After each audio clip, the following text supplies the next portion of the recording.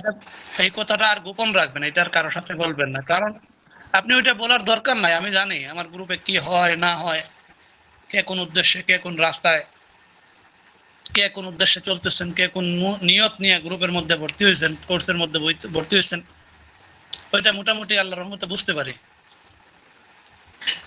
যেই তরিকায় হোক, জ্ঞানের মাধ্যমে হোক। আমি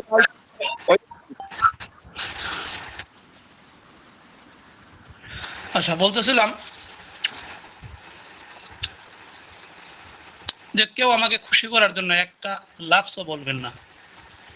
যদি এরকম কোনো ধারণা থাকে, আপনি বলবেন না, কারণ আপনি গুনাহগার হয়ে যাবেন, গুনাহ কাবিরা হবে, কারণ আপনি মিথ্যা বলবেন। দরকার নাই।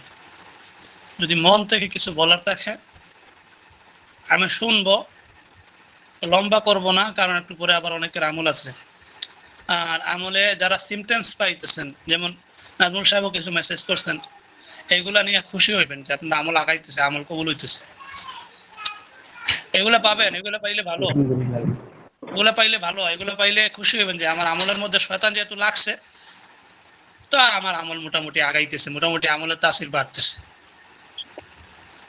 এখন যদি বলেন যে আমি তো এরকম কিছু পাইতেছি না, ওইটাও ঠিক আছে, ওইটা সমস্যা নাই, যে না পাইলেও ওইটা কেউ পায় কিছু সিমটমস, আবার কেউ পায় না,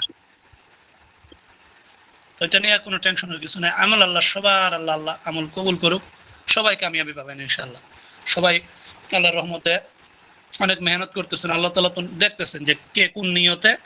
আমি তো আগেই বলছি, আমল করবেন শুধুমাত্র আল্লাহ সন্তুষ্টির জন্য, আল্লাহর রাজি খুশি করার উদ্দেশ্যে। ওই রকম যদি নিয়ত করে আমল, সবার আমল কবুল হবে ইনশাআল্লাহ, সবাই আমলের মধ্যে ফায়দা পাবেন ইনশাআল্লাহ। আর আমল